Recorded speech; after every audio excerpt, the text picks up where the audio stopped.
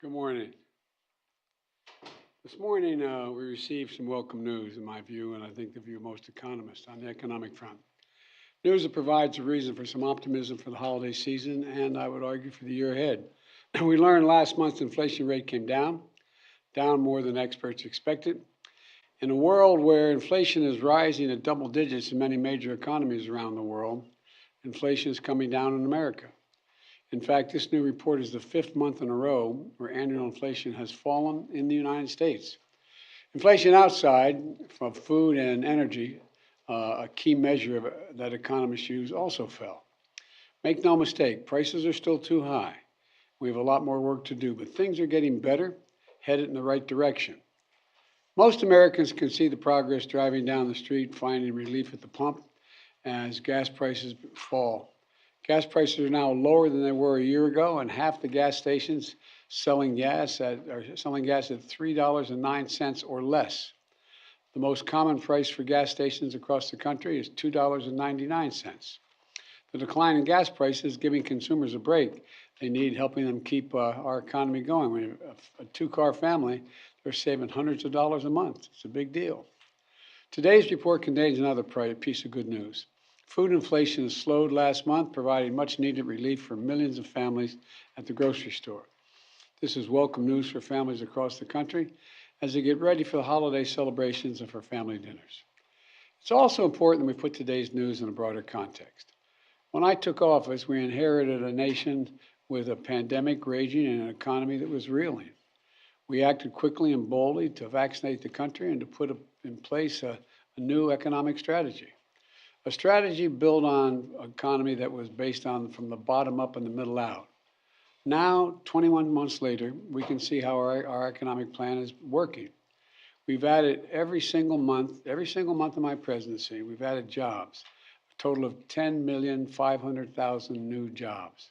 750,000 of them are manufacturing jobs.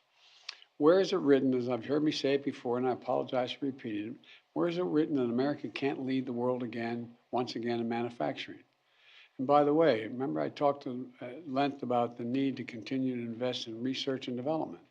Look what's going on from the Department of Energy and the nuclear front. There's a lot of good news on the horizon. The unemployment rate is down to 6.4% when I was sworn in, down from 6.4% when I was sworn in. It's now 3.7%, near a 50-year low.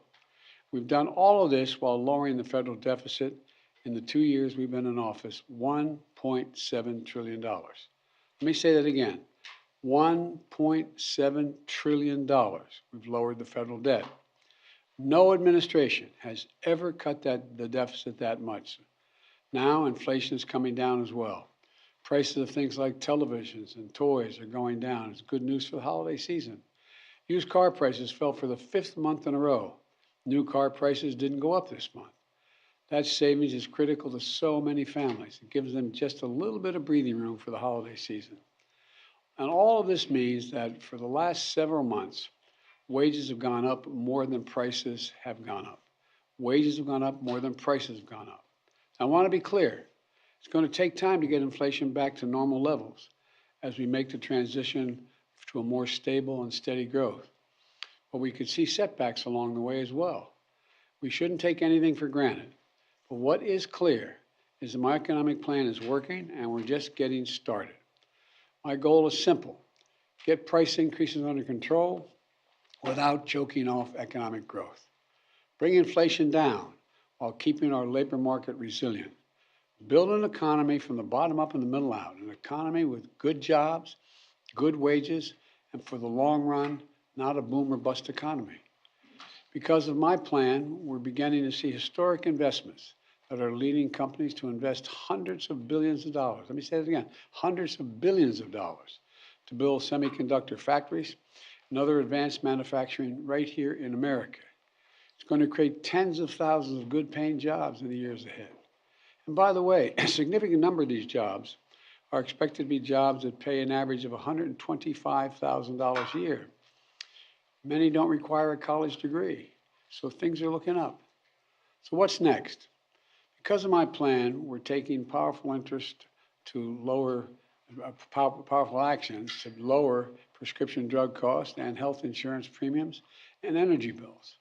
In just a few weeks, starting in January, families will get a little more breathing room. They've been told for some time since we passed the legislation that we're going to be able to lower the price of drugs. Let me give you just one example. Coming January 1, seniors with diabetes on Medicare are going to pay no more than $35 a month for a prescription of insulin. Up to now, they've been paying as much as $400 a month.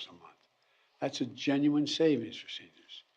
This matters so many families with loved ones who have diabetes and rely on insulin to survive, going from an average of $400 down to $15 or $35 a month. In January, they won't have to choose between paying for their insulin, and in many cases, putting food on the table. It matters. It's real savings to people, and it's just about to kick in. The same is true from healthcare to clean energy.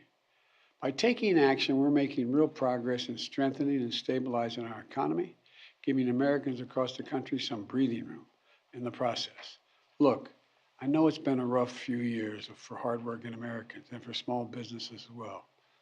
And for a lot of folks, things are still pretty rough. But there are bright spots all across America where we're beginning to see the impact of our economic strategy. And we're just getting started. I've said it again, I've never been more optimistic about America's future. And today's news gives me another reason to be optimistic about that future. We're building a better America, an economy from the bottom up and the middle out, not the top down. When the poor have a shot, the middle class do well, the wealthy always do very well. We just have to keep going. I know we can get this done. God bless you all, and may God protect our troops, and I'll take questions. I'm going to be seeing you all a little later this afternoon. I'm not taking any questions right now. Thank you very much. Can you say when you expect prices to get back to normal, Mr. President? I hope by the end of next year, we're much closer, but I can't make that prediction. I'm convinced they're not going to go up. I'm convinced they're going to continue from there. Do you plan to veto the NDAA over the vax requirement?